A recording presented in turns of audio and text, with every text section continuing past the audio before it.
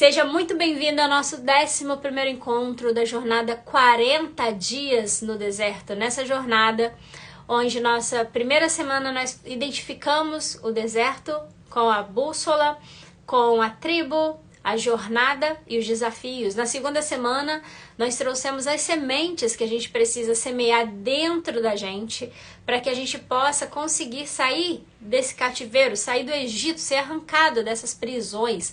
Então nós iniciamos essa percepção dos três tipos de pessoas no deserto. As cativas, que estão presas, aprisionadas, não conseguem dar um passo, estão com a vida travada nos relacionamentos, travada na carreira, travada na saúde emocional, saúde física, doenças, estão cativas, estão presas, precisam ser libertas, precisam ser arrancadas desse cativeiro, precisam sair do Egito, atravessar o Mar Vermelho e deixar Faraó para trás. E nós introduzimos isso na semana 2, falando sobre autoestima, autoaceitação, autoconfiança, competências emocionais que você precisa desenvolver para atravessar esse deserto, se libertar. E essa semana nós estamos falando de autenticidade. É uma semana, uma das mais desafiadoras, tanto para você ouvir e assistir, quanto para mim. Por isso que eu entendo que é o momento em que as pessoas dão um passo para trás para não entenderem, porque é uma forma de inocência, né? É bom eu saber porque eu me torno inocente. Mas eu tenho uma notícia para você. Quando você entender o que eu tenho para te dizer aqui, quando você entender os caminhos da honra, que é um princípio que abre portas, mas você também identificar na sua vida os caminhos de desonra, você vai identificar quais são, por que as portas se fecham. Você vai identificar por que você, mesmo às vezes conhecendo tantas coisas, sabendo tantas coisas, entendendo tantas coisas, por que você não consegue viver um romper? Porque você não consegue sair desse deserto? Porque você está ainda presa. Talvez você ache que está ali meio perdida, buscando uma direção, mas hoje você vai entender alguns cativeiros da sua alma, do seu corpo e do seu espírito. Então, como identificar a desonra na sua vida? Essa semana de autenticidade, a gente está trabalhando essa semana quem você nasceu para ser, qual é o seu chamado, qual é o seu valor, qual é o seu lugar. Falamos sobre onde você está, que quando às vezes a gente vai para um lugar acima do nosso ou abaixo do nosso, a gente perde a alegria, a paz, a gente perde a segurança, porque nós precisamos voltar para esse lugar. Então falamos sobre meu lugar na segunda-feira. Ontem nós falamos no episódio 10 sobre quais são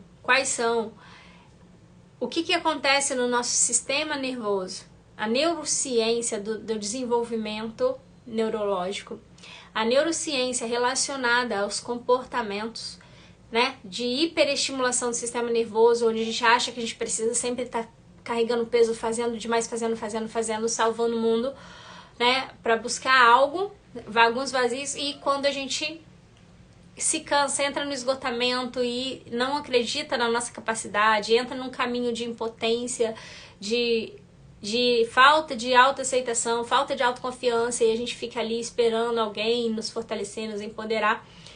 Então falei, foi um conteúdo bem extenso, bem profundo, e hoje nós vamos falar sobre desonra.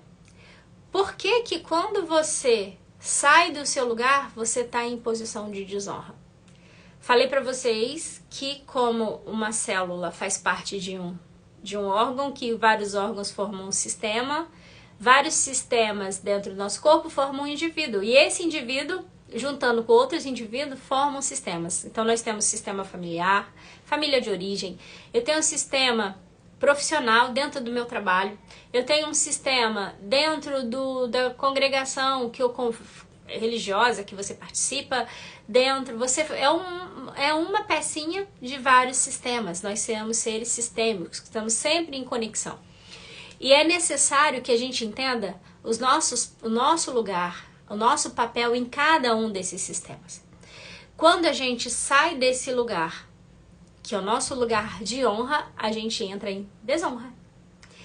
Você consegue identificar as desonras na sua vida, onde você está fora do seu lugar, você consegue identificar lugares onde você superestima a sua força e está carregando pesos desnecessários, e funções, atividades que você precisa de inteligência cognitiva, sabedoria, inteligência emocional, espiritual, para que você reconheça essa força e use a potência que você tem, multiplique os dons e talentos que Deus já te deu. É disso que nós vamos falar hoje. Então se prepara, porque se conecta aqui, porque vai ser um momento muito, muito esclarecedor. E aproveita para transbordar. A alma generosa, ela prospera, então transborda, compartilha. Esse é um chamado dessas lives. Deus me fez esse chamado. Eu passei por um deserto, né, nos últimos 4 meses, e Deus falou comigo agora você vai pegar e vai chamar essas mulheres e vai tirar do deserto. E um trecho, às vezes você vai dizer, mas poucas pessoas ao vivo, né? É claro, tem poucas pessoas ao vivo por causa das facilidades que eu dei, né? Talvez se eu não tivesse dado facilidade, estariam mais aqui. Mas eu me lembro que Deus tem falado comigo, existe um banquete. Então aquela parábola do banquete. Tem alguém, né? Preparou um banquete e chama os convidados. E os convidados mais honrados, não posso, eu tô ocupado, eu vou, não sei o que. Ah, é? Então agora chama aqueles menos, né? Chama aqueles outros. Chama os que estão pelo beiro do caminho, chama, mas a festa vai acontecer. Então aqui tem uma festa hoje. O nosso primeiro convidado é o nosso pai, né? Ele que tá aqui, seja ele o primeiro convidado dessa grande festa. Parabéns para você que tá aqui, né, ao vivo, que parou o seu tempo, que aceitou esse convite. Eu tenho certeza que não ao Wendy, mas grandes bênçãos de abertura de portas, de clareza sobre cativeiros emocionais, espirituais que você está vivendo hoje vão ser rompidos. Eu creio nisso, recebe aí. E quando a gente pensa em desonra, como que identifica a desonra na sua vida? Então é simples. Todo o meu trabalho, todos os meus processos de mentoria, todo o meu processo de terapia, eu foco em resultado. É focado em resultado. É foco em um objetivo prático, uma meta prática. O que está acontecendo na sua vida hoje? O que você gostaria de mudar? Né? Eu não sou de papo terapia, eu sou de resolutividade. Foco em solução, não em falar de problemas. Falar de problema não resolve. A gente tem que entender o problema para ir direto, ir na raiz, para que a gente possa solucionar os conflitos que estão por baixo desse problema, debaixo do iceberg, para que você possa fluir, para que você possa sair desse cativeiro. Muitas pessoas me procuram porque já passaram por vários processos e estão ali falando de problema, mas continuam cativas. Não, o nosso objetivo aqui não é te manter num cativeiro. Nosso objetivo aqui não é ver você como uma beduína que se acostumou com o deserto, que está morando no deserto, não. Para você sair do deserto, transitar pelo deserto, você tem que ter muita coragem. A coragem de ser autêntica. A coragem de viver o chamado que Deus te fez para ter. Para você ser a mulher que Deus te fez para ser. E isso requer ousadia. Isso requer autenticidade. Isso requer entender que, por uma necessidade de se adaptar à sua tribo original, você muitas vezes deixa de viver o seu chamado para atender expectativas, vivendo uma identidade adquirida. Não, mas o chamado para você hoje é: sai da sua terra, sai da sua parentela, sai daí, vai para onde Deus está te chamando para ir. Vem ser autêntico, vem viver a sua identidade real e não se manter presa nessa identidade adquirida, nessa falsa identidade. E todas as vezes em que você não se torna original, autêntica, você não vive o seu chamado, essa identidade adquirida, falsa identidade, te coloca no caminho de desonra. Você está desonrando o chamado que Deus te fez e você está outras desonras também. E é isso que nós vamos tratar hoje, tá? Então, se o foco, para a gente entender se eu estou no caminho da honra e da desonra, qual é, Wendy? Então vamos trazer 2 princípios. Uma coisa é opinião humana, outra coisa é decreto divino. O decreto divino, o primeiro mandamento, amar a Deus acima de todas as coisas. E ao próximo, como a si mesmo. Como é igual, já falamos disso e nos episódios anteriores. Então, se eu estou aqui, se eu ouço mais o que a tribo diz sobre mim, ou eu vou me firmar no decreto do que Deus diz sobre mim. Na segunda-feira, no episódio 9, nós trouxemos as 7 verdades que Deus diz sobre você. Que você é amada, que você é abundante, que você é frutífera, nasceu para dar frutos, que você nasceu para dominar sobre a terra, sobre o mal, sobre toda serpente, sobre todo mal, que você tem valor, que você já é aceita por Ele, que você já é valiosa para Ele. Então nós trouxemos isso. Ou você vai seguir a identidade real do que Deus te fez, ou você vai ficar ali se adaptando naquilo que você acha que você tem que ser. E é essa a nossa guerra, essa é a minha briga com você.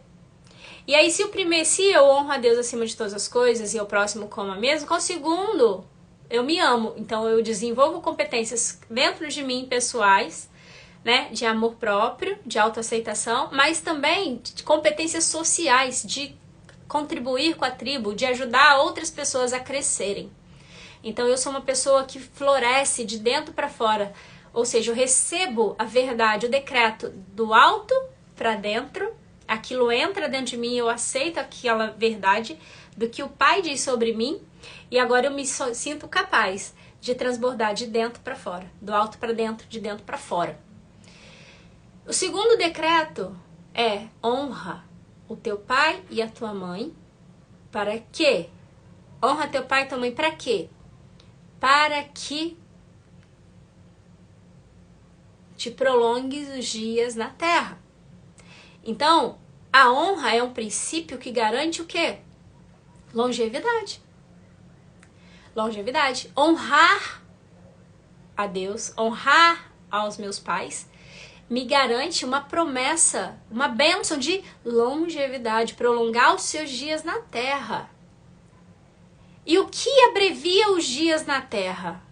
O que faz uma pessoa morrer antes da hora dela? Cedo? Doenças. A destruição do corpo. O nosso corpo é templo do Espírito Santo de Deus. Então, tudo que destrói o nosso corpo é uma evidência de desonra. Honra teu pai e tua mãe para que tudo te vá bem, para que prolongue seus dias na terra e que tudo lhe vá bem. Guarda isso. Tudo lhe vá bem não é só a vida com Deus. É tudo lhe vá bem. Porque quando a gente lê as promessas, é sobre os seus celeiros vão florescer, os anos, as bênçãos a cada ano. Ué, mas quando eu estiver lá na eternidade, quando eu estiver no céu, vai tudo bem. Não, as bênçãos da vida abundante é na terra, porque a gente não vai trabalhar no céu, a gente não vai ter que ter celeiro para trabalhar, para guardar mantimento no céu.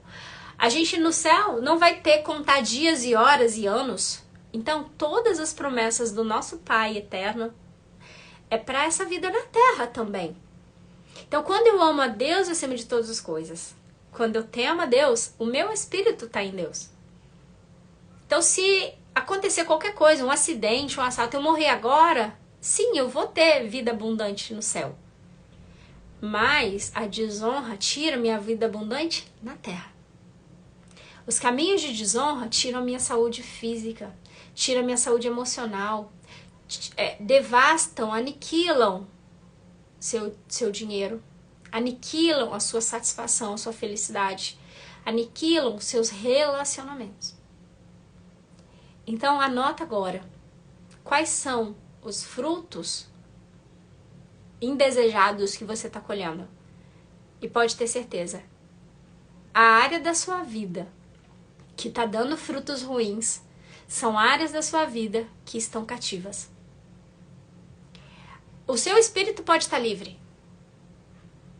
Quantas pessoas eu atendo, tementes a Deus, usadas por Deus, conserta a vida de muita gente, mas a vida delas mesmas estão em cativeiros de saúde, finanças. Quantas? relacionamentos disfuncionais. E todos esses cativeiros, eles roubam a nossa fé, eles roubam a nossa alegria, eles roubam a nossa paz.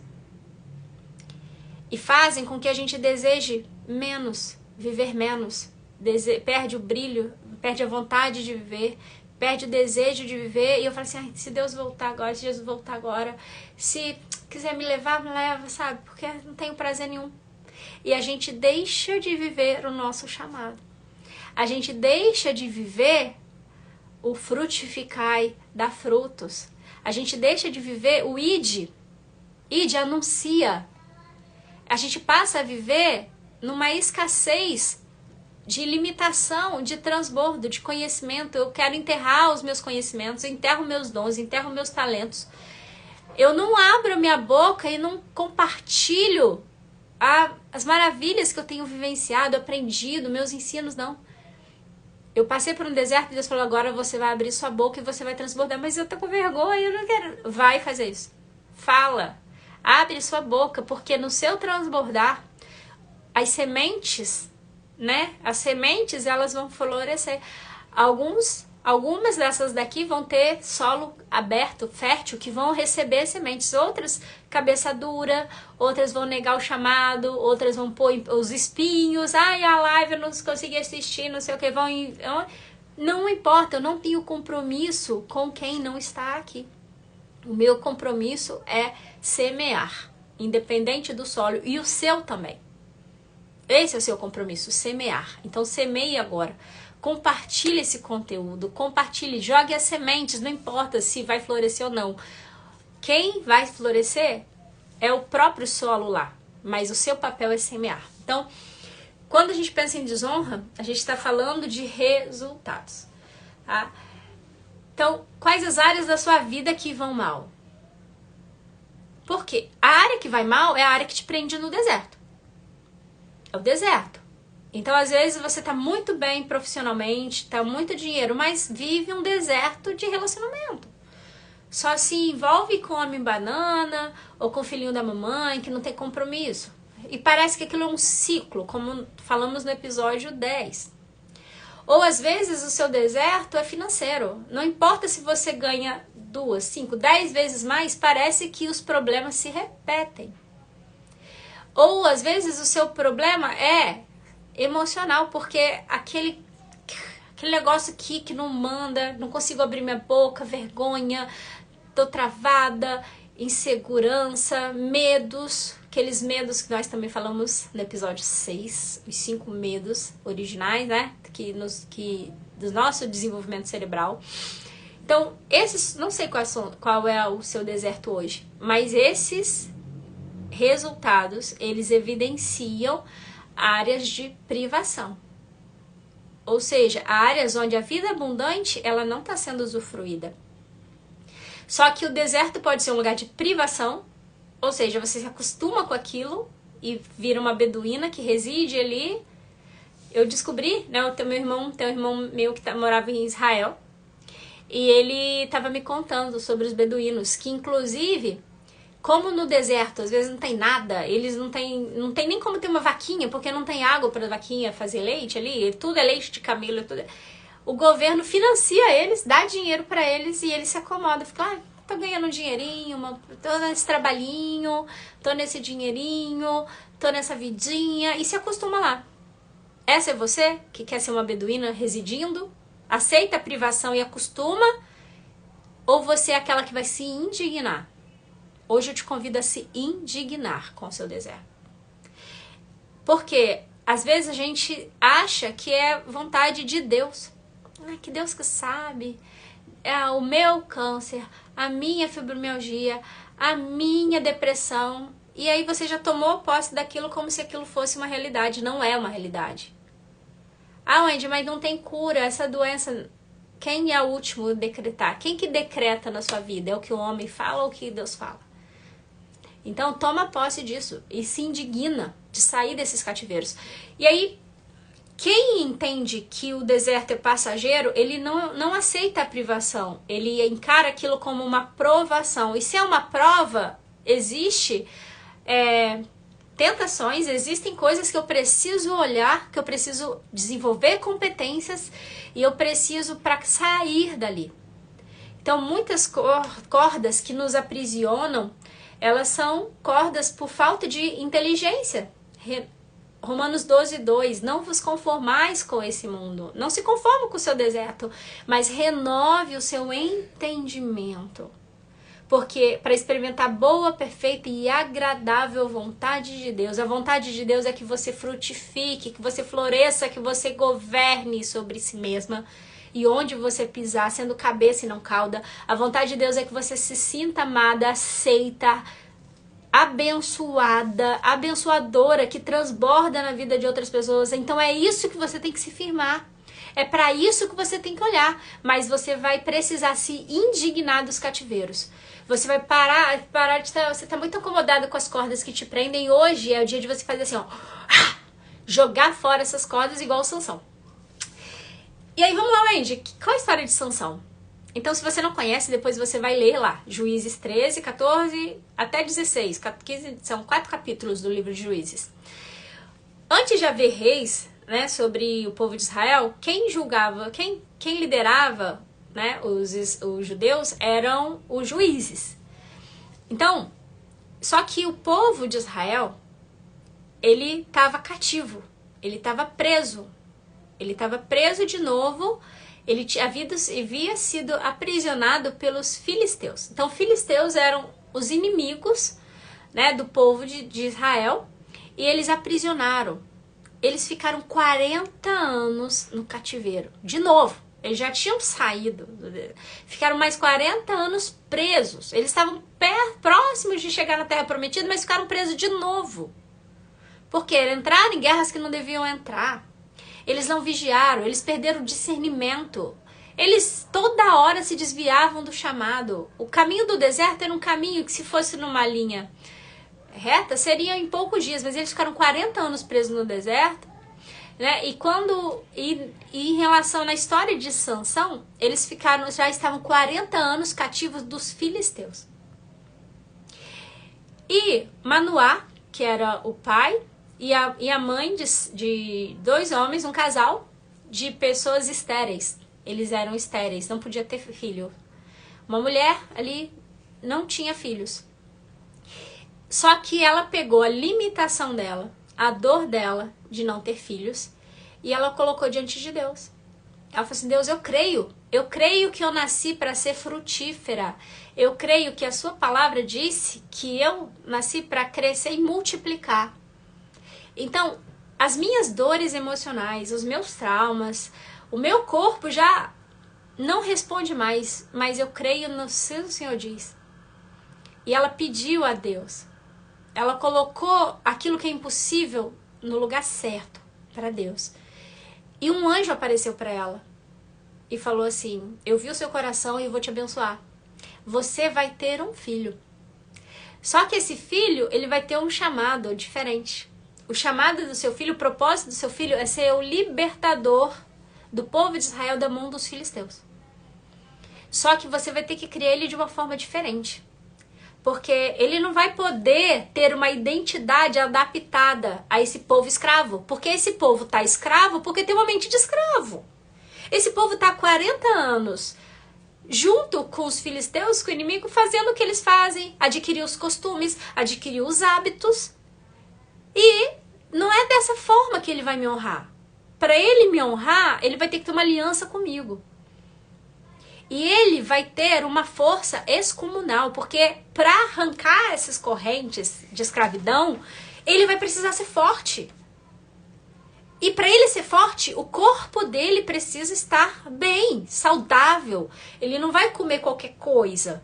Ele não vai beber vinho, porque ele não vai entorpecer. A mente dele precisa estar ligada no meu chamado, no que eu falar. Ele tem que ter a minha mente, não a mente dos outros que bebe, que faz farra. Ele tem que olhar para mim. E vocês vão ter que ensiná-lo um caminho certo. Ensina o menino no caminho, era função dos pais. E aquela mãe ficou tão maravilhada, né, com aquele anjo em forma de uma pessoa que apareceu para ela. E ela foi correndo e contou pro marido dela, Manoá, Ah, eu vou ser filho, a gente vai ser pai. Eu acredito. Olha a promessa que a gente recebeu. E aquele homem falou assim, é sério, mas eu não tava aqui. Meu Deus, mas eu vou ser pai. Ó, o bananinha. O bananinha. Como que eu vou criar uma criança? Eu não sei criar criança. Ai, meu Deus. Vamos pedir pra Deus mandar esse anjo de novo. Pra ele explicar. Ensina a gente a criar nossos filhos que a gente não sabe, né? Quem se identifica aqui, né, pai e mãe? Meu Deus, o mundo é tão difícil. Tudo que eu olho, meu Deus, eu fico desesperado por ver esse mundo desse jeito. Como eu vou criar um filho nesse mundo? E ele pediu pra Deus. Pediu, me ensina a criar esse menino. E o anjo apareceu de novo. E veio de novo. Mas não veio pro pai, porque o pai tava sempre despercebido, meio bananinha, meio tá lá. Não, a mãe tá lá, a que controla, a que resolve, a que faz tudo. E o anjo apareceu pra ela de novo.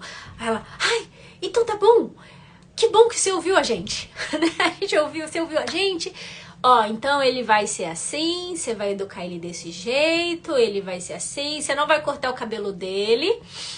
Porque isso não é por causa do cabelo, não tem nada a ver sobre cabelo, não é sobre dogmas aí, mas é porque vai ser um símbolo. O cabelo significa os pensamentos dele, a mente dele, a confiança dele tem que estar em mim, na nossa aliança. Por quê? Você tá 40 anos nesse deserto, só tá vendo tudo ali, ó. Esse povo que adora Dagon, um dragão, que tá firmado em superstição, promiscuidade, tão nesse cativeiro aí, ó, no meio das trevas, numa escuridão, sofrendo, só vê sofrimento, escassez, pobreza. A mãe, infértil. Então imagina os cativeiros, a infertilidade. Eu faço um ambulatório com mulheres inférteis, e qual é a história delas? Sempre são mulheres muito fortes, mulheres muito guerreiras, mulheres que estão numa polaridade altíssima do masculino, resolvedoras, e o corpo delas entende, não, ser mulher é perigoso, ser mulher é difícil, né? Deixa eu destruir aqui esses órgãos sexuais femininos aqui, porque ser mulher é fraca. Então eu imagino que essa personalidade, a Bíblia não diz, mas eu imagino, né, que tinha essa despolarização dentro do relacionamento da mãe de Sansão e do pai dele. Só que agora eles precisavam de uma direção certa, de alguém que ensinasse o caminho certo. E Deus se dispôs, e o anjo chegou ali e ela já queria fazer coisas. Então o que eu vou fazer? Eu vou fazer um cordeiro pra você, eu vou fazer uma comida. Ele olhou assim, você pode fazer, mas eu não vou comer. Ela não tinha entendido, né, que aquilo ali parecia uma pessoa, mas era um anjo. E ela disse, não, faz, mas não faz pra mim, faz pra oferecer como sacrifício a Deus. Então ela fez, quando colocou a oferta, a fumaça subiu, o anjo, ele como um anjo sumiu na fumaça. Ela, agora eu consigo ver, né, tava na minha frente, eu não consegui discernir aquilo que era, né, que era um anjo de Deus ali, por isso que ele não ia comer a minha comida. E eles ensinaram o filho no caminho. E eles todos os dias, ela falava, meu filho, esse é o caminho, você é amado, você é importante, você tem valor. E ela começou, nós te aceitamos, filho, eu cuido de você, você é importante para todo mundo. Então imagina Sansão, super forte. Todo mundo onde passava, ele é o libertador de Israel, ele vai nos salvar, ele é o herói. Então imagina a autoconfiança dele lá em cima, né? Tudo que ele queria estava aos pés dele, porque ele seria o bonzão. E nesse meio ele se perdeu. Lembra das dívidas que a gente falou ontem, das armaduras? Então Deus deu para ele uma força. O seu chamado, ele vai estar diretamente relacionado com as capacidades que Deus te deu. Ele não escolhe os capacitados, ele capacita quem ele escolhe. Então, se o chamado de Sansão era ser o libertador de um povo que estava 40 anos cativo, Deus falou assim, então você vai usar o seu corpo, você vai ter uma força sobrenatural. Só que toma cuidado, que a força não é sua. A força é do meu espírito que está em você. Então, as suas habilidades, os seus dons não são seus. Eles são para usar em prol do seu chamado. E Sansão começou a fazer graça com isso. né? Um dia ele estava caminhando, e veio um leão atacar ele. Ele simplesmente, você consegue imaginar? Um homem que pegou a boca do leão, abriu o maxilar do leão e fez assim, ó, rasgou o leão no meio. Pegou a mão, fez assim com o leão, como se tivesse abrindo um peixe. Abriu o leão no meio. E aí quando ele voltou no caminho, naquele leão, as abelhas fizeram mel ali. Aí ele começou a brincar. Aí ele se apaixonou, né? Se apaixonou por uma mulher. Ele tinha todas as mulheres aos pés dele. Mas ele era do contra. Ele queria fazer... Ele era o rebelde, né? Ele era ali, ó, desonra. Os pais dele, filho, ensina o caminho. Ele, não quero. Quero fazer do meu jeito. Eu sou forte, eu sou bonitão. Todas as mulheres me querem. Mas eu não quero elas, não. Aí foi, eu quero aquela mulher lá, do outro povo. Mas filho, eu quero aquela mulher do outro povo. Mas aquele povo é nosso inimigo, mas eu quero ela. Tá bom. Então vai casar com ela. Então foi lá, falou com o pai dela, noivaram. No dia da festa do casamento, ele falou assim, ó, eu tenho um enigma aqui, ó. Se vocês descobrirem meu enigma, eu vou dar pra vocês roupas e vou dar dinheiro pra vocês. E o povo ficou doido, né? Ah, aí depois vocês leem o enigma lá, não vou entrar em detalhes. Mas tinha a ver com o leão, né, do que ia comer, virou alimento, e do forte virou doçura. Era o enigma do leão. E aí passou a festa do casamento, as festas do casamento eram vários dias, e ninguém conseguia, e todo mundo ficou perturbado, e viraram pra ele e falou pra noiva, fala pra ele, se ele não revelar, a gente vai matar ele. E ele só ria, né, porque quem ia matar ele? Se ele conseguir arrancar um leão.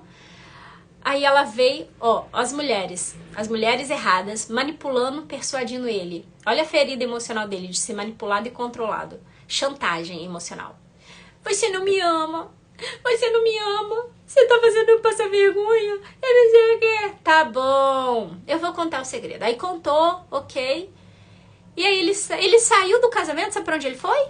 Ele foi ficar com a mulher? Não, ele voltou pra casa do papai e da mamãe. Ele voltou pra casa do papai e da mamãe, não foi ficar com a mulher dele, não. Ele era casadinho com a mãe. Ou seja, as feridas emocionais da mãe, da mulher guerreira, da mulher forte, né, que teve um filho que era pra ele viver o chamado, vai meu filho, vai formar sua família, vai viver a sua vida, não. Deixa eu ficar pertinho da minha mãe. Minha mãe é a mulher da minha vida, não cabe nenhuma outra. Eu quero as outras pra usar, pra dormir com elas, mas a minha lealdade é a minha mãe. Voltou pra casa da mãe. Aí depois ele falou assim, não, mas agora eu quero dormir com a minha mulher. Quando voltou lá, a mulher dele, o que aconteceu com a mulher dele? Os pais da menina assim, não, deram ela pra casar com outro. Aí ele ficou super nervoso. Aí os bombadinhos, né? Vingativo, esse vídeo, eu sou uma vítima e eu vou me vingar. Pegou 300 raposas, amarrou de duas em duas, botou fogo no rabo. Primeira vez que fala de fogo no rabo da Bíblia. Botou fogo no rabo das raposas, jogou em toda a plantação os filisteus e tudo que os filisteus tinham. Ó, o inimigo foi queimado. Vários filisteus foram queimados. O que os filisteus fizeram? Ah, é? Vamos matar o pai e a mãe. Os filisteus mataram o pai e a mãe de Sansão. Olha o caminho da desonra, da vingança, né? Ele querendo se ver. Já estava errado, desobedeceu os pais. Foi totalmente contra os ensinos do pai e da mãe. Depois ele foi lá, os pais morreram. Olha o preço da desonra dele. Mas ele ainda tinha força. Aí depois ele se encantou com outra. Entrou uma prostituta, dormiu com uma. Aí depois ele encontrou uma outra prostituta e se apaixonou por ela. Ou seja, ele tinha várias feridas na sua alma de não se entregar, de falta de confiança, de falta de amor próprio. Ele dizia que se amava, mas não se amava. Ele ficava pulando de cama em cama para preencher vazios da sua alma, para provar que ele era bonito, para provar que ele era bom. Ele dependia da aprovação, do reconhecimento dos outros. E aí ele ficava cego. Essas mulheres manipulavam, chantageavam e ele era cego. E aí um dia essa mulher, me conta seu segredo. os filisteus viraram para Dalila, para prostituta, e falou assim: descobre o segredo dele, porque ele tá matando um monte da nossa gente. Porque quando ele descobriu que tinham matado os pais dele, ele pegou uma queixada de jumento, né? E matou 1000 homens com uma queixada só. Matou os homens. Como um homem desse mata 1000 homens? Né? Como que um homem desse, a gente cerca 3 mil filisteus para prender ele na cama lá da outra prostituta, que descobriram que ele estava no quarto dela. 3 mil homens agora ficaram na porta do portão, assim, no portão, e ele descobriu que estavam lá, ele pegou o portão, pôs nas costas e saiu andando. E matou os homens que queriam prender ele. E aí, falei assim: Dalila, agora ele tá encurralado na sua cama e ele vai cair na sua cama. Agora, os homens, 3 mil homens não podem lidar com ele, mas você pode. Uma mulher chantagista, manipuladora. O que ele não sabia, que os feridas da alma dele abriam brechas no mundo também espiritual. Quando ele deitou com ela, ele fez uma só carne com ela. O sexo é algo divino, mas só que o sexo é uma fusão de almas. Quando ele deitou com aquela mulher, ele abriu a alma dele para receber todas as potestades, os cárceres emocionais e espirituais que ela tinha. Os dois ali se tornaram iguais. E ele não percebia isso. E quanto mais ele vivia isso, quanto mais ele se sujava, mais ele entrava nas trevas, mais ele foi ficando cego emocionalmente, de paixão por aquela mulher totalmente indisponível, porque ele também estava indisponível. Porque quando ela era para ele casar, ele voltou para a mamãe, o filhinho da mamãe. Ele estava indisponível emocionalmente e espiritualmente ele começou a perder o discernimento. Ou seja, essa mulher recebeu uma oferta de 1.100 ciclos de prata se ela descobrisse o segredo dele.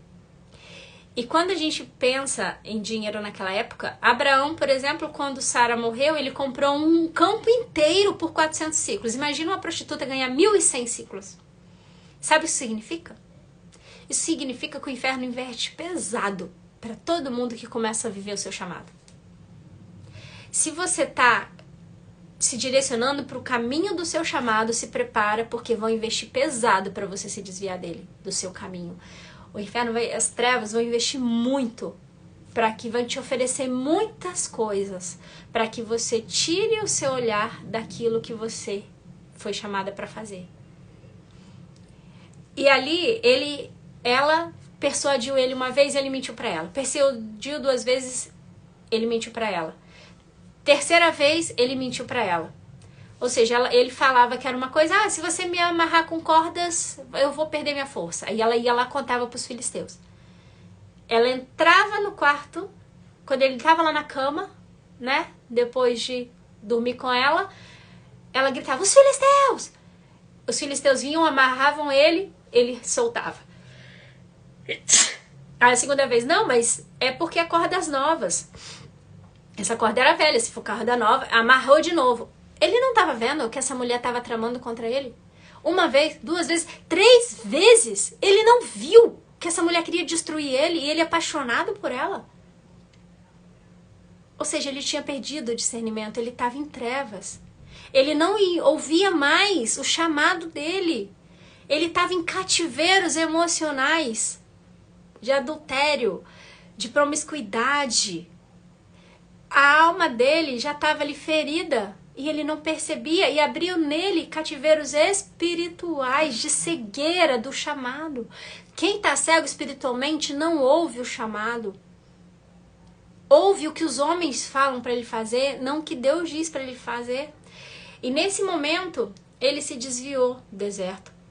Ele contou o segredo para ela, que era o cabelo. Ela raspou o cabelo dele. Como que um cara dormindo vai raspar o cabelo todo e ele não acorda, só acorda depois que tá careca? Ou seja, ele estava entorpecido, ele entrou no engano, ele entrou na promiscuidade, ele ficou cego, ele se entregou, ele ficou encurralado numa cama. E ali ele perdeu o poder dele, os filisteus cegaram ele. A cegueira dele física era uma representação da cegueira emocional que ele já vivia.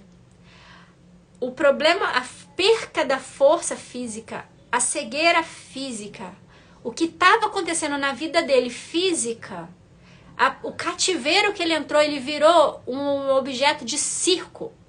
A chacota, a humilhação, a vergonha.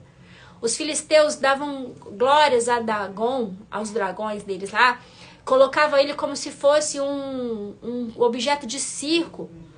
O cativeiro físico que ele estava vivendo, de doença, de escassez, de pobreza, de perda, de traições, era reflexo de uma alma ferida que abriu portas para que potestades espirituais o aprisionassem.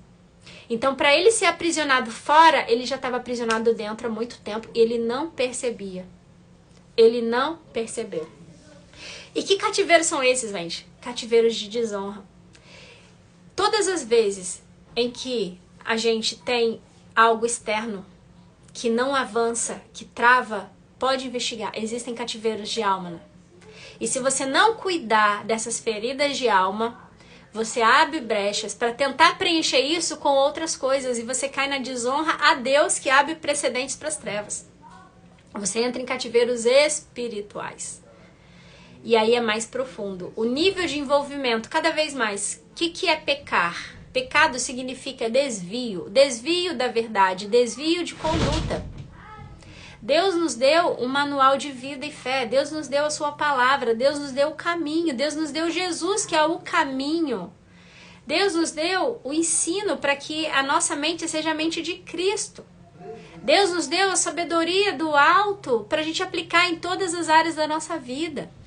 Deus nos deu o ensino, a palavra, o alimento para nossa alma, mas quando a gente perde o discernimento espiritual e entra nessas trevas, começa a cair no ocultismo, os falsos profetas, as mentiras. Muita gente está procurando desenvolvimento pessoal e está caindo no ocultismo sutil, caindo no caminho do engano. Está ali adorando Dagon. E acha que está fazendo algo bom e não percebe que está piorando, que está entrando em cativeiros cada vez piores, ficando cegos espiritualmente, e os cativeiros da alma só aumentam. Só aumenta, só aumenta. Wendy, que cativeiros são esses? Cativeiros de desonra ao pai e à mãe. Como assim desonra ao pai e à mãe? O que isso tem a ver? A nossa mãe representa a porção de cada célula do nosso corpo que fala do feminino, do acolhimento, do colo, da segurança, do cuidado. O masculino significa a porção da nossa alma de ousadia, de força, de determinação, de sair, né? É o pai que fala assim, sai do colo da sua mãe, larga sua mãe e vai. Quando a gente olha para as atitudes de Sansão, ficou muito claro que ele era o menininho da mãe, ele era muito apegado à mãe, mas faltou para ele essa ousadia de homem, de vem, sair, seja um homem de honra, forme a sua família, ganhe seu próprio dinheiro, né? Pare de depender dos outros, pare de brincar com a vida dos outros, pare de fazer piada, pare de achar que a sua força é sua, sai dessa vida de menino e vira homem. Faltou isso nele. Ele era só um menininho forte, um menino bonitinho, admirado, que não queria compromisso com nenhuma mulher, porque ele já tinha a mulher da vida dele, que era a mamãe dele. Ele não deixou o pai e a mãe, não cortou o cordão umbilical. Então, as pessoas que se separam é porque elas estão indisponíveis à vida. É uma evidência. Divórcio, separação, é evidência que você ainda não deixou seu pai e sua mãe. E por que a gente não as pessoas que não ganham dinheiro, que não ganham, não prosperam, que não conseguem multiplicar seus dons e talentos, viver seu chamado, é uma evidência que não deixou seu pai e sua mãe. As pessoas que adoecem o corpo, é uma evidência que ainda não deixou seu pai e sua mãe, estão em caminho de desonra, por isso as coisas não vão bem. E eu não falo isso pra vocês dizendo que eu sou perfeita, pelo contrário. Todos os meus desertos foram para me mostrar cativeiros que eu precisava soltar.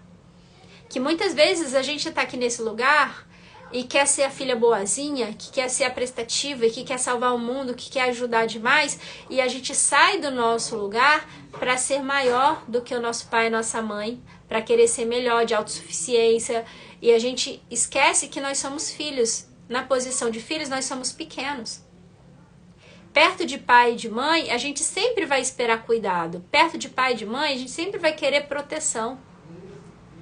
Mas quando eu deixo meu pai e minha mãe para ser mulher, eu não tenho que ficar aqui esperando proteção do meu marido, esperando provisão do meu marido, esperando que ele me carregue como uma filha. Não. Como mulher, eu estou ao lado dele. Deus não fez a mulher para estar debaixo do pé do homem para ele pisar e controlar ela. Para ser uma menininha, meu papai. Não. Mas Deus também não fez a mulher para ser a cabeça do homem e mandar nele. Não, Deus fez a mulher da costela para que ambos andem juntos. A submissão da mulher é sob a mesma missão. Temos o mesmo valor, estamos lado a lado, mas temos papéis diferentes. O meu papel dentro de casa, ó, você pode trazer, lutar, guerrear, matar o leão lá fora, né, trazer a provisão para casa, mas você pode me dar 4 paredes. Só quem pode dar um lar é uma mulher. Só a mulher pode nutrir um lar. Só a mulher pode criar esse mundo emocional, né? Só o homem, a função dele é ser a cabeça, mas não para mandar, mas o cabeça para ir à frente. Não é vertical, é horizontal, para ele ir na frente, para ele morrer primeiro, para ele dar a vida, para ele sangrar, para ele resolver. Mas a gente vê que a mãe de Sansão sempre que tá à frente. Ela sempre tá, então tá fora do lugar dela. E o filho aprendeu que mulher forte é mamãe, então as outras mulheres eu só uso. Só que quando ele acha que tá usando, ele que tá sendo usado. E ele não percebe. Porque com a mesma arma que ele luta, é a arma que ele foi vencido. Porque a ferida emocional que a gente falou ontem, você fica cego, você não enxerga. O apego inseguro, o apego ambivalente, falamos disso ontem. Então, quais são os cativeiros emocionais? Cativeiros emocionais é quando você tinha um direito, era um direito seu, como criança, receber dos seus pais aceitação, cuidado, importância, provisão e confiança. Você tinha esse direito, mas muitas vezes nossos pais, que não tem nem para eles, não conseguem nos dar. E é como se fossem recursos que faltam no seu sistema neurológico nervoso. E você fica procurando que outras coisas preencham. Você procura que o dinheiro preencha, que a fama preencha, que o elogio dos outros preencham, que um trabalho preencha. Tudo aquilo que você não tem dentro, a gente começa a procurar fora. E essa busca, ela nos coloca em cativeiros. Então vamos lá, 5 cativeiros, anota aí. Um cativeiro é da aceitação. Ou seja, ao invés de eu viver uma identidade real, que é a identidade que Deus fala, você é muito bom. E Deus fez o homem e falou, muito bom. Tudo ele falou. A terra é boa, a água é boa, os animais são bons, mas quando ele faz o homem, e é muito bom. Então, não é suficiente a aceitação do meu Pai eterno, e agora eu preciso que os meus pais me aceitem. E aí eu coloco os meus pais no lugar de Deus, porque o que eles dizem sobre mim é verdade, é decreto. As legendas que eles colocam. Ou seja, eu não sou do sexo que os meus pais queriam, meu pai queria um homem e eu sou mulher. Ou eu não sou suficiente para o meu pai, para minha mãe. Eu não trouxe felicidade. Nossa, eu fui o motivo de ruptura do casamento. Eu não tenho significado, mas eu não tenho valor. Ou seja, armaduras, dores, conflitos, cativeiros, prisões de falta de aceitação. É como se você esperasse ainda que seus pais te dessem o que eles não deram. Cativeiro de cuidado. Lembra que eu falei do cuidado, da pele a pele, do apego, a segurança no apego no colo, no abraço, na ocitocina, no carinho, no afeto. Às vezes você não teve, faltou pra mim isso. Essa ferida, como que eu identifico essas feridas? Pela análise corporal eu consigo olhar pra você e dizer que feridas tem aí. O seu sistema nervoso, recursos que faltaram. Então aquele buraco no peito, aquele vazio, a falta de cuidado, ninguém cuida de mim. Então às vezes eu aprendi que eu tenho que ser forte sozinha, mas eu tô cansada, exausta, e agora eu espero que alguém cuide de mim, me dando dinheiro, me dando atenção. Às vezes eu preciso de uma doença, porque aí é uma forma de eu ser tocada, é uma forma de eu ser vista, cuidada. Quantos pacientes eu atendo com câncer que quando eu pergunto, quando foi que essa dor veio? O que você estava sentindo? Eu estava muito triste, porque foi quando eu perdi meu filho. O seu filho morreu? Não, ele casou. E ele casou Então, adoecer é uma estratégia inconsciente, não faz isso por mal, ninguém faz isso por mal, uma estratégia inconsciente de falar o seguinte: me olha, porque se eu estiver bem, você não vai me ver, se eu estiver mal, eu vou receber carinho, atenção, cuidado.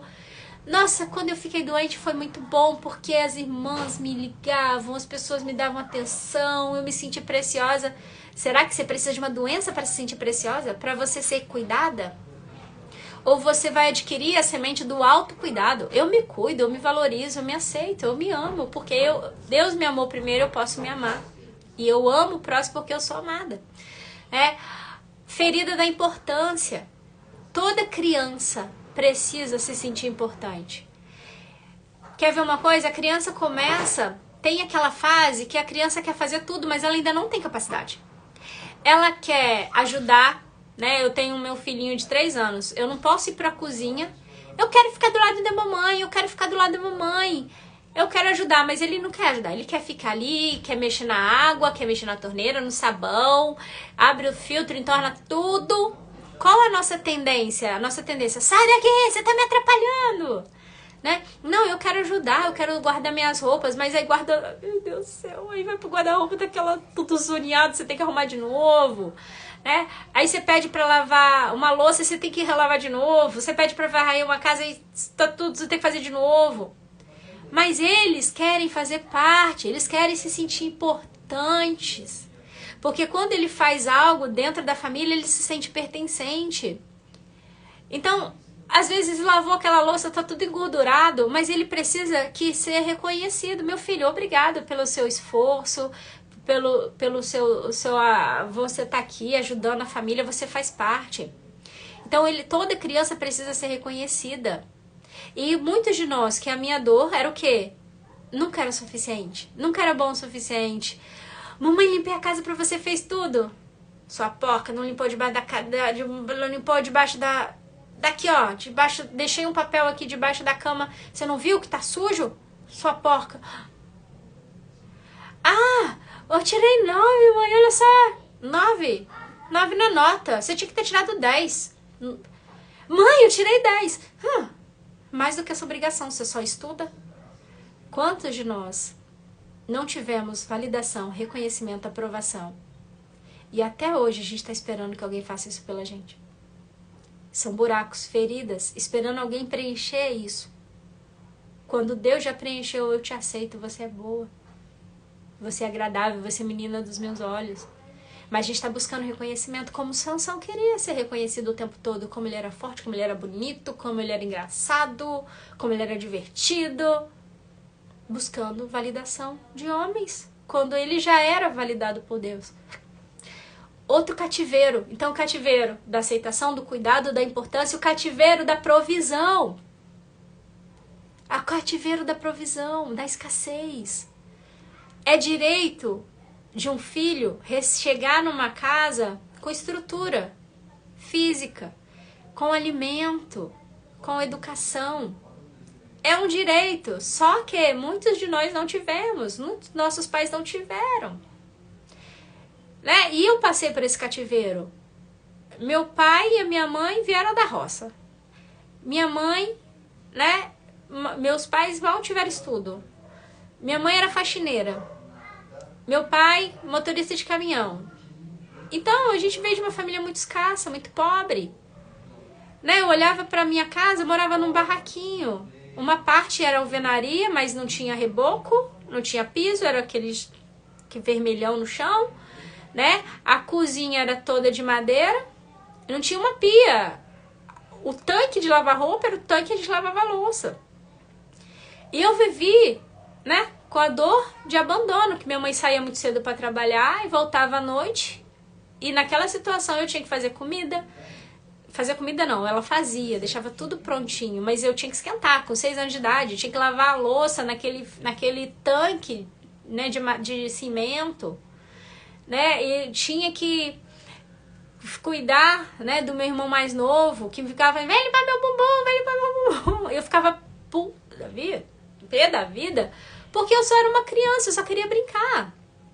Então eu não me sentia importante, eu não me sentia reconhecida, eu me sentia escassa, Eu andava na rua, né, e eu olhava assim, nossa, a casa de todo mundo aqui tem muro, a casa de todo mundo é arrumadinha, a minha casa nem muro tem, a gente mora num barraco. E aquela dor vinha dentro de mim, da escassez, da falta de provisão, da limitação. Graças a Deus, né, a gente nunca passou fome. A gente sempre tinha pessoas que doavam comida pra gente, a vizinha fazia comida. Ô, Andy! Dona Nilda, estiver me assistindo aí. Ô, Andy, ô, Jess, menino, sobrou uns pão aqui. Tem aqui, ó, sobrou macarrão, vou pôr aqui no buraco. No muro da nossa vizinha Nilda, tinha um buraco assim que ela passava comida, assim que ela fazia comida farta, passava pra gente, e era que a gente comia. Então, uma ferida, um cativeiro de provisão, um cativeiro de falta de recursos. E aquela dor, fala assim, não, eu preciso de segurança, eu preciso de estabilidade. Meu pai é caminhoneiro, ou estava fora de casa, ficava meses fora de casa, ou quando estava em casa estava desempregado. E eu disse, nossa, eu não quero ficar desempregado igual meu pai. Mas eu não quero ficar igual minha mãe, nunca sabe quanto vai ganhar. Então eu preciso ser... Minha mãe é forte, minha mãe é trabalhadora, eu tenho que ser forte, eu tenho que ser guerreira, eu tenho que ser bem-sucedida. E achava que ser bem-sucedida era ter um bom emprego, é ter dinheiro para pagar todas as contas, né? Achava que ser bem-sucedida era ter um título, um diploma, porque foi isso que eu aprendi, que o valor da gente estava na nota da prova que a gente tirava. Então, quantos cativeiros que vai drenando a nossa vida abundante. Faz com que a gente se guie pelo que a gente vê, pelas circunstâncias, e não pelo chamado que Deus tem pra gente. E nesse ímpeto, eu queria o quê? Eu queria ser segurança. Então, assim, o que eu tenho que fazer? Estudar muito. Tirar 9 não funciona, eu tenho que ser a CDF, eu tenho que tirar 10. E passava a noite em claro estudando, virei concurseira, passei nos melhores concursos da minha área. Eu falei assim, agora eu tô estável, agora eu tô segura. Agora eu cheguei no topo, pra quê? Pra quando eu chegar lá, não estava vivendo o meu chamado, não era o meu propósito, era uma carreira totalmente voltada pelos meus medos, pelas minhas inseguranças e todos aqueles cativeiros de falta de reconhecimento, de falta de aceitação, se repetiam. Então não adianta eu estar num emprego que pagava muito bem, nos melhores da minha área, que ganhava muito bem, mas dentro de mim, esses cativeiros estavam gritando. Eu não sou aceita, eu não sou amada, eu não pertenço. Nunca é bom o suficiente, né? Outro cativeiro, o 5º cativeiro, da confiança. Eu não posso confiar em ninguém. Ou seja, quantas vezes eu confiei nas pessoas que eu mais amava, no meu pai e da minha mãe. Mas às vezes que eu tava aqui brigando com meus irmãos, mesmo me dando cacete, eu queria morrer. Eu queria morrer. Eu dentro de casa pequenininha, por que eu nasci, Deus? Quero morrer. Eu falava isso, eu quero morrer. E aquelas dores, quando eu tava no meu trabalho, era como se eu conseguisse a segurança, mas eu apanhava de todo lado. Não era mais os meus irmãos, mas eu tava repetindo aqueles padrões. Caramba, é cliente, é paciente, é o chefe, é o colega, apanhando de todo lado de novo. Aí vem a depressão, eu quero morrer. Eu não sou suficiente, não sou boa. Parece que nada nunca vai estar segura. E eu precisei passar por esse deserto da depressão, da síndrome quase do pânico. Eu falo isso porque eu me emociono, porque hoje não dói mais. Mas a gente precisa lembrar de onde a gente saiu, porque o dia que você esquece de onde você saiu é o dia que você começa a voltar pra lá. Então a gente lembra hoje, não mais com dor, mas fala assim, nossa, como eu era cega, nossa, como eu era prisioneira, como eu era doente e não sabia. Então quando adoeceu a minha alma, adoeceu o meu corpo, foi o momento da minha provação para que eu fosse aprovada. Assim, minha filha, ei, eu preciso deixar você ir com a sua força, com a sua autossuficiência, até onde você aguentar. Só que esse seu caminho de força, de poder, de controle, de reconhecimento é pesado. Eu preciso deixar você quebrar sua cara para te colocar limites. Porque a criança tem muitos direitos, mas ela também tem deveres. O dever de ser corrigida com amor. Deus, nosso Pai, que nos ama, Ele permite que a gente vá para o deserto para a gente ser corrigido com amor. Os pais, eu falei de vários deveres dos pais, mas os pais às vezes reconhecem, aprovam, amam, dão tudo que a criança precisa, mas não dão limites. Sansão não tinha limites. Sansão fazia o que ele queria. Sansão ia onde fazia o que ele não tinha limites. Ninguém é mais forte do que eu, ninguém é melhor do que eu, ninguém é maior. Eu faço o que eu quero. Filho, não vai por aí, eu vou. Ele caiu na armadilha da autossuficiência. E eu vou insistir com você. No deserto, independência é morte, autossuficiência é morte. Cegueira espiritual, você não ouve mais a voz do seu Criador, você não tem mais a bússola, você quer andar conforme a sua própria vontade. E é isso que eu vejo acontecendo, isso aconteceu comigo e não foi uma vez, duas, não foram várias vezes. A gente começa a pegar uma rota que começa a dar muito certo. Nossa, eu gostei desse negócio de estudar, fazer concurso, deu muito certo. Então é isso que eu vou na minha força do meu braço e eu passo nos melhores concursos, escolho onde eu quero trabalhar. Mas chego lá, ganho o mundo, me perco de mim. E aí Deus, não, agora vem cá. Eu vou te mostrar um caminho novo no deserto. Né? Eu lá, depressiva, doente. Assim, vou largar tudo, Deus, não, calma, espera. Conheci, né, um marketing de relacionamento, comecei a empreender. Comecei em 2 anos e eu comecei a ganhar 5 vezes mais que o meu emprego, eu exonerei esse emprego. E aí eu fui naquela reta de novo. Agora eu já sei. Vou na minha autossuficiência de novo. E esqueci do chamado. Calma, minha filha, calma. Por aí, por aí. Quando eu achei que eu ia bater uma meta altíssima, eu caí do cavalo de novo. Minha filha, calma. Tudo tem seu tempo. Eu tenho promessas pra você, de você crescer. Tenho essas promessas. Só que não é no seu tempo, é no meu. Tem coisas, habilidades que eu preciso treinar em você. E aí foi que eu entendi que faltava inteligência emocional. E eu fui buscar isso, eu fui buscar ferramentas para ajudar o meu time a crescer. Só que quando eu fui ajudar o meu time a crescer, na verdade, quem estava crescendo sou eu. E aí ele começou a me redirecionar a rota. Veio pandemia. E ele tinha me preparado no meu deserto com competências que agora na pandemia as pessoas queriam que eu atendesse. E eu gravidinha, barriguda, achando que minha vida ia acabar. Né? Porque agora eu como treinadora de uma grande empresa, fazia tudo, era tudo presencial, meu time era tudo presencial.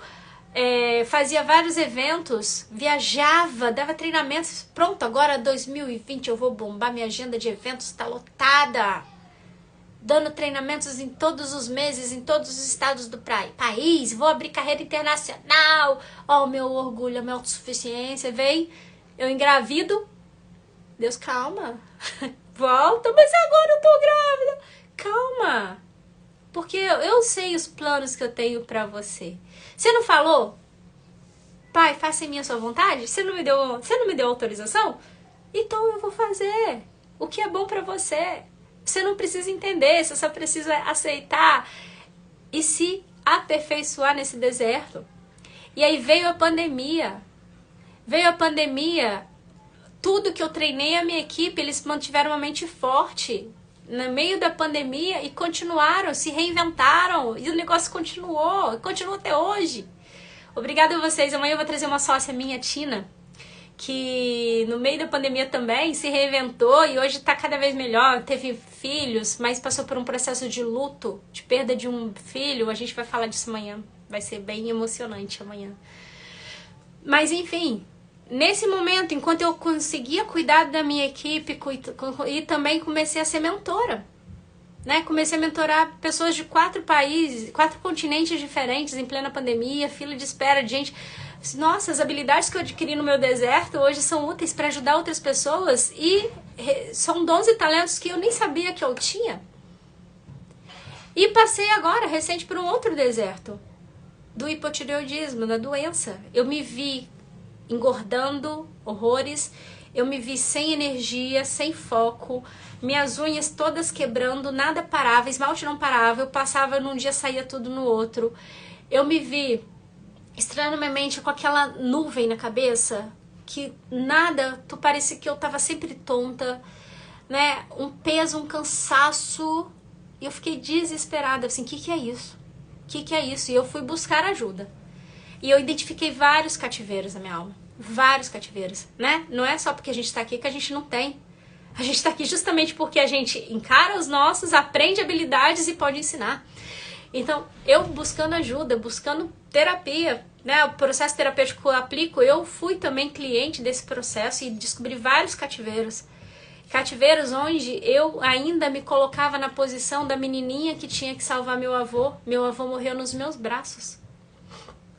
Então aquele cansaço, aquela que não tinha explicação no meu corpo, era um conflito de impotência, de incapacidade de salvar meu avô. Porque eu achava que eu tinha que ser perfeita, que eu tinha... E como meu avô morreu nos meus braços e eu não consegui reanimá-lo, como ele morreu, aquela parte da menininha do vovô morreu junto. Eu tava sem força, sem energia, sem vontade de viver. Como que eu não fui capaz de salvar ele, eu quero morrer junto. Quantos de nós vivemos um luto e a gente morre junto com alguém que a gente ama? Eu tava vivendo esse luto, eu tava morrendo junto com meu avô. Cativeiros de, por exemplo, que eu não sabia. Aos 6 anos de idade, eu testemunhei esse mesmo meu avô que morreu nos meus braços, matando um porco lá para fazer churrasco. E o grito do porco estava na minha alma, como um grito de socorro. E eu, aquele medo, aquele assustada com aquele porco sendo sacrificado, é como se o meu cérebro pegasse aquela partezinha, uma mentira daquilo, assim, você tem que se sacrificar. Olha isso, eu estava vivendo cativeiros de sacrifício, cativeiros de ficar calada, de ouvir aqueles gritos de socorro. Os cativeiros, por exemplo, de ter que salvar o meu irmão com câncer. O cativeiro de apanhar sozinha e não ter com quem falar. Isso tudo aqui, ó, travando a minha garganta, minha tireoide, ativando meus hormônios em hiperexcitação contínua, ao ponto que gerou um esgotamento que eu caí na hipoexcitação, entrando num colapso. Literalmente, eu não tinha mais vontade de acordar, não tinha vontade de falar. E aí, pra acabar comigo, vem meu pai, que sofre um acidente, caiu de 3 metros de altura, teve traumatismo craniano em 3 partes da cabeça, fratura de 4 costelas e ombro, ficou desenganado, os médicos olhavam assim, não, esse cara tá morto. E aí, quando olhavam lá, o meu pai, sem respirador, acordado, totalmente desorientado, né, perdeu memória e tudo, mas como que esse homem tá vivo? Como esse homem tá vivo? E aquilo tudo, aquele peso, meu irmão em Israel, o meu irmão mais novo em Israel, meu irmão mais velho, né, ele mora com os meus pais, mas tem uma idade mental de 13 anos, por conta dos processos de adoecimento, câncer que ele passou, não dá muito pra contar com ele. Eu me sentia como aquela que tinha que salvar, tinha que resolver, de novo, tô falando de recente, tô falando agora, março. E eu já tava mal, eu já tava doente, e vem essa sobrecarga. Sofrer calada, não chora. Você tem que ser profissional, você tem que resolver. Mas quem cuida da menininha? Tem uma menininha aqui, ó, que se sacrifica. Tem uma menininha aqui que perdeu o avô. Tem uma menininha aqui que tá quase perdendo o pai. Quem cuida da menininha? Necessidade de cuidado. Necessidade de descansar, de provar minha inocência. Tá vendo? Não é minha culpa. Eu não faço mais porque eu tô doente. Olha só os cativeiros. Cativeiros. Vazios. Salvadora, heroína.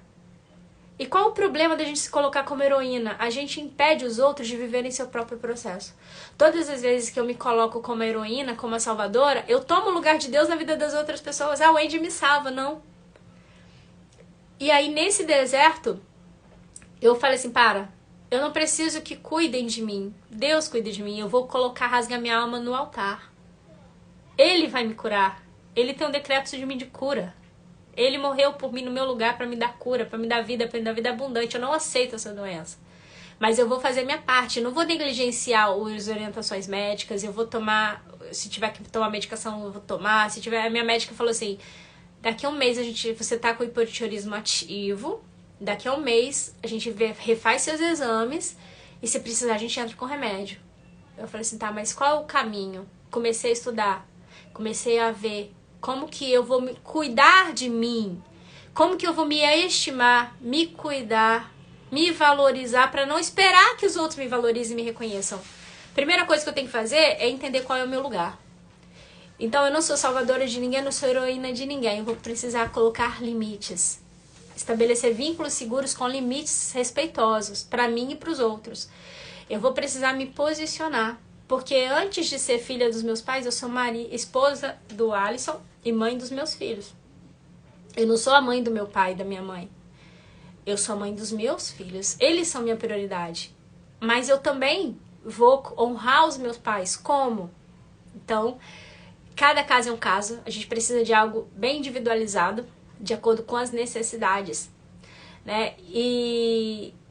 E a gente, quando eu comecei a voltar para o meu lugar, quando eu comecei a olhar para mim, olhar para minha saúde, desenvolver minhas competências, cuidar da minha alimentação, de atividade física, dormir melhor, eu comecei a recuperar minha energia, comecei a recuperar o meu foco, eu comecei a orar, buscar, adquirir sabedoria do alto, começar a colocar as coisas no lugar. Meus irmãos me ligavam, é assim, assim. Ah, Wendy, mas eu não concordo. Não é sobre concordar, é sobre princípios. Segue princípios que não vai ter erro. Ok, e eles também aprenderam, eu também aprendi. E a gente foi vendo o milagre de Deus na vida do meu pai. A fé da nossa família cresceu de uma forma assim sobrenatural. O meu pai, na época que ele era caminhoneiro, muitas vezes ele dormia na estrada. E ele subia a serra quando ele chegava no final da serra. Quantas vezes alguém tocou ele, ele olhou. Lembra do anjo que falou com a mãe de Sansão? Era um homem do lado do meu pai, que era um anjo de Deus, falando, meu filho, agora você acorda e você pode tocar. Você já descansou. Quantas vezes meu pai teve experiência com anjos dentro do caminhão com ele, descendo a serra. E depois meu pai foi recobrando a consciência, foi pra casa e ele começou a contar as experiências pra gente do que ele estava vivendo. Meu pai falou assim, filha, e meu pai chorava. O que foi, pai? Preciso falar com você, filha. Preciso te contar minhas experiências. Filha, lembra que eu te contava a história do anjo que me acordava na serra porque eu dormia no volante? Esse mesmo anjo, eu tava dormindo aqui, cheio de dor, chorando à noite, com as costelas tudo quebradas, não encontrava posição. Esse mesmo anjo veio, me sentou na cama, tocou nas minhas costelas e falou, filha, agora você pode dormir.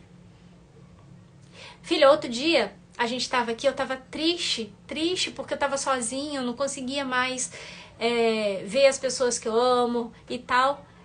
Aquele anjo veio com mais 2. Pegaram o instrumento e começaram a cantar louvores aqui comigo. Fizeram um culto de adoração a Deus aqui. E eu conversava com eles. E eu vi o meu pai ali. Meu pai, ele ressuscitou literalmente. Todo mundo que olhava pra ele disse, não é possível que esse homem tá saindo. E aí foi a hora que eu comecei. Deus começou a falar comigo. Não é sobre o conhecimento, todo o conhecimento que você tem, mestrado, especialização, MBA, neurociência, não é sobre isso. É algo muito maior. O seu chamado é muito maior do que qualquer conhecimento terreno. E eu comecei a receber a sabedoria do alto e falei assim, agora você vai e mostra para elas saírem do deserto, mas lutar a guerra certa. Eu sofria calada. Vivia sobrecarregada física, esgotada emocionalmente, fisicamente, para esperar reconhecimento, aprovação, provar que eu era forte, porque eu acreditava que eu precisava ser boazinha, a salvadora. E eu impedia as pessoas de buscarem a sua própria salvação, sua própria cura. Ou eu decidi, não, eu vou abrir minha boca, eu vou falar de neurociência, de conhecimento, a sabedoria toda que eu posso contribuir, mas eu vou ligar essas rainhas na sabedoria do alto, que vem em primeiro lugar, inteligência espiritual primeiro. Aí sim vem inteligência cognitiva, inteligência emocional, né? Como eu vou pensar, como eu vou sentir, como eu vou agir, sim. Mas primeiro a espiritual. Primeiro a identidade real e não a identidade adquirida. A minha identidade adquirida era de vazio, de falta de importância, de uma menina que nunca era suficiente, que a nota da prova podia tirar 10, que era uma cara feia mais do que obrigação, que podia limpar a casa do melhor jeito e falar sua porca, não limpou no cantinho ali, tem um papelzinho que eu joguei ali pra te pegar. Da menina, mais que seja boazinha, que ajuda os irmãos, tá sempre levando porrada. Que vida é essa? Como que... Aí tem justificativa de eu querer entrar em uma depressão e não querer mais sair da cama. Mas quando eu entendo que a minha identidade real não é a expectativa que eu crio sobre os outros, nem o que os outros criam sobre mim, mas o que Deus me chamou para viver, é a hora que o jogo vira. Sansão tava lá, preso, envergonhado, cativo, num circo. E na hora ele falou assim, eu sei quem eu sou. Eu não nasci pra isso. Foi na hora que ele bateu e se indignou. Eu não nasci pra isso. Eu não sou motivo de chacota. Eu não sou um cego. Ele confessou. Ele se arrependeu e falou, Deus, no meu último suspiro de vida, me dá força só mais uma vez. Porque ao se envolver tanto com a sua autossuficiência, com a sua própria força, com a sua própria vontade, com o seu orgulho, com a sua necessidade de ser reconhecimento, tentando preencher os vazios da sua alma, na admiração dos outros, numa cama, pulando de cama em cama, se envolvendo direto com as trevas, ele perdeu o Espírito Santo, ele perdeu o discernimento espiritual. Ele abriu portas para o adversário da alma destruir ele, a reputação dele, destruir a unção dele. Ele perdeu a unção. Ao dia que você perde a unção, o dia que você perde a presença do Espírito Santo, é o dia que você está morto espiritualmente. E também, muitas vezes, a doença vem para roubar também o seu corpo. Foi que ele ficou cego fisicamente, porque ele já estava cego espiritualmente. Mas ele pediu perdão, ele confessou, ele se arrependeu. Ele segurou, foi para o centro, numa coluna do centro. Tinham 3.000 pessoas ali, 3.000 filisteus. E ele se arrependeu. A misericórdia de Deus é a causa da gente não ser consumida. Ela se renova todas as manhãs, né? Ainda há tempo da gente se arrepender, ainda há tempo da gente chamar essa presença, porque vai ter um dia que não vai ter mais essa presença. Ainda há tempo. Jesus ainda está esperando. Vem, volta para o caminho. Ouve o que eu tenho para você. Meus caminhos são bons. Naquele momento, quando ele ouviu, mais uma vez, o Espírito Santo se apoderou dele. E ele puxou aquela coluna. E todos os filisteus foram mortos. E ele morreu junto. Então, ele ganhou a presença do Espírito Santo. Ganhou a vida eterna. Mas ele perdeu a vida abundante. Ele morreu cedo. Ele ficou doente, cego, perdeu a vida abundante. Os pais dele morreram porque ele estava em caminho de desonra. E eu te pergunto, você consegue identificar caminhos de desonra na sua vida? Você consegue identificar repetições de padrão? Muitas vezes, por lealdade à sua identidade adquirida e se afastando cada vez da sua identidade real? Então esse episódio hoje é um chamado para você voltar para sua identidade real.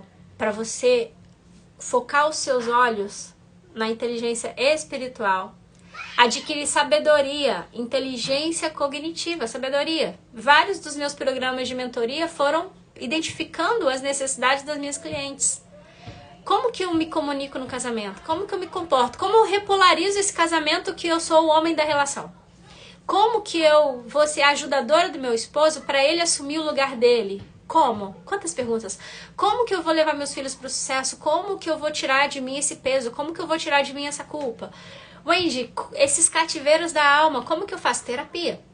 O processo de terapia de reintegração, a gente vai direto no cativeiro da sua alma.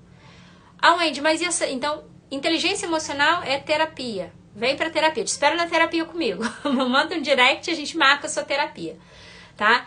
Wendy, eu preciso de conhecimento, orientação, segundo a palavra, segundo quais as decisões que eu preciso tomar, renúncia que eu preciso fazer, mentoria. Então, mentoria e terapia são coisas diferentes. Onde eu tô, onde eu quero chegar. Como eu chego lá? Mentoria. Eu quero ir, mas tô cativa emocionalmente, espiritualmente. Vem pra terapia. Na terapia a gente realinha neurociência e fé. Na terapia, vou trazer a visão da neurociência, como eu falei, do sistema nervoso. Eu vou ler o seu sistema nervoso, mas eu vou alinhar você com o chamado. Então não sou eu que vou te chamar, né? É todo o processo, eu vou trazer para você inteligência espiritual. Inteligência espiritual nos seus relacionamentos, inteligência espiritual no seu trabalho, inteligência espiritual com seus filhos, ensinar os seus filhos no caminho para eles serem livres emocionalmente, livres financeiramente, livres espiritualmente, se conectando ao chamado. Quando eu imagino quanto tempo que Sansão ficou preso, porque foi o tempo do cabelo dele voltar a crescer. Imagina, o cabelo dele teve que voltar a crescer. Quanto tempo que ele ficou naquele deserto, naquele cativeiro de humilhação, de vergonha.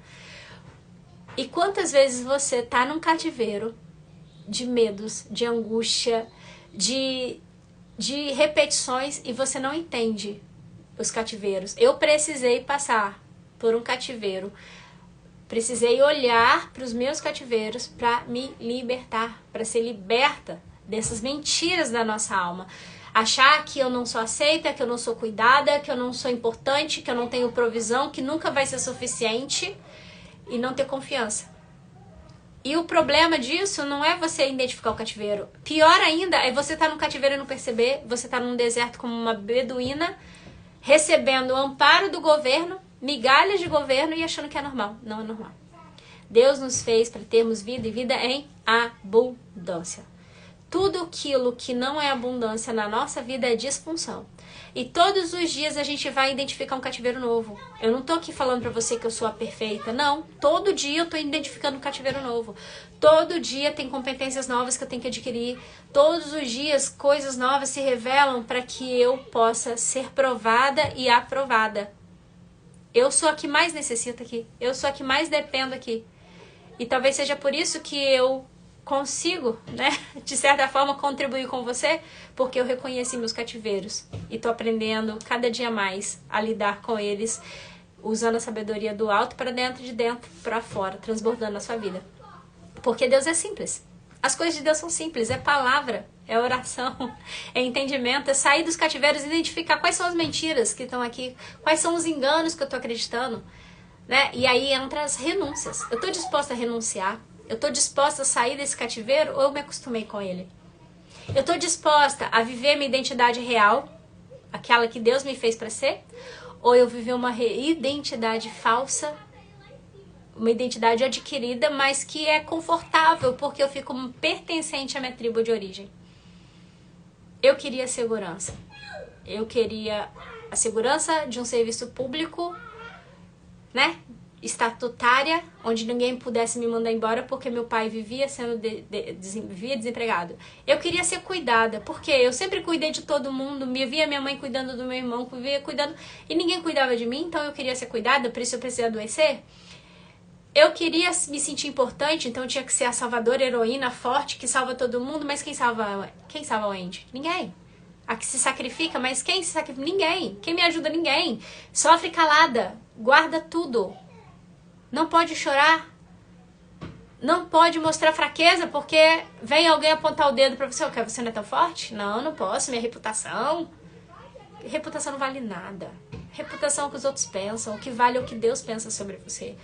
Abre mão desse orgulho de querer reputação. Para com isso. Eu queria ser aceita, eu queria provar que eu tinha valor. Sendo perfeita, estando no controle. Para com isso. Hoje eu sei quem eu sou. Eu pertenço, né? Eu sou uma rainha. Eu levanto a minha cabeça para meu coroa não cair. Eu pertenço àquele que me criou. O meu chamado, eu tô vivendo o meu chamado. E isso é inexplicável. Vir aqui falar com você é muito mais sobre o meu chamado do que plateia, do que quem vai assistir, quem vai ouvir. Eu não tô nem um pouco me importando se vai chegar em 5, 10, 20 pessoas, 1 milhão. Eu tô preocupada em abrir a minha boca e transbordar o que o meu peito tá queimando. E é isso que eu desejo pra você, que você tenha coragem de ser autêntica, coragem de olhar pros seus cativeiros, parar de contar historinha, contar, Wendy, mas eu não tenho dinheiro. Falta do dinheiro representa cativeiros, cativeiros de medo, cativeiros de falta de ousadia, cativeiros onde você enterra os seus talentos porque você tá cheia de prisões emocionais e espirituais. Lembra disso, o inferno investe pesado naqueles que têm um chamado. Quanto maior o seu chamado, maior vai ser o investimento para você ficar travada, parada, acostumada com o deserto. E achar que é normal. Não é normal. Pode ser comum, mas não é normal. Normal é que você tenha vida e vida em abundância. Por isso eu te espero. Espero receber a sua chamada. Me manda um direct. Vamos marcar sua avaliação. Vamos marcar uma conversa. Eu vou te direcionar. Se você precisa de mentoria, se você precisa de terapia, se você precisa, às vezes, de um outro profissional te guiando, o que você precisa? Marca seu atendimento individual e a gente vai conversar. Tá certo? Receba essa mensagem no seu coração. Eu declaro sobre a sua vida, que haja abundância, que haja amor, que haja aceitação. Porque o que os outros falam de você é a sua opinião. O que Deus diz sobre você é uma decisão, é um decreto. Então, viva de decisão e não só de condição. Pare de olhar para as circunstâncias e olhe para aquele que faz tudo, aquele Criador dos céus e da terra. Os céus declaram a glória de Deus, os animais, as plantas, a criatividade dele. E você? Você declara a onipotência, o poder dele. Sobre você eu declaro, em nome de Jesus, todo o poder, toda a potência, todo o domínio, toda a capacidade de viver uma identidade autêntica, para que você expresse a imagem e semelhança de Deus. Onde você pisar, em nome de Jesus, pessoas serão abençoadas, desertos vão sair água, pessoas vão receber frutos, o que você falar virá lei, porque você é boca de Deus nessa geração. É isso que eu desejo para você, que você tome postura, volte para o seu lugar de honra, aceite a sua essência, a sua identidade. Você é o que Deus diz que você é. Assuma essa coroa rainha, porque tem muita gente pra gente ajudar, libertar, sair desses cativeiros, tá bom? Eu creio, suas lindas, obrigada. Coração queimando, coração queimando, coração queimando. Gente, estamos nas últimas semanas. Compartilhem lá o link do Telegram, porque não sei até quando que eu vou disponibilizar essas lives. Tá certo? As pessoas ficam acomodadas, que como eu coloco no grupo, aí não vem pro ao vivo, né? Mas não, vamos fazer a diferença. Obrigada por vocês que estão aqui, ó, que receberam um chamado, que estão aqui desse banquete. Eu tenho certeza que o Pai agora, ele supra as suas necessidades. Te encha com a paz, que a paz que excede todo entendimento possa encher o seu coração, te tirando desses cativeiros, te tirando de toda ansiedade e medos, para que você viva o amor que excede todo medo, tá bom? Então, um beijo.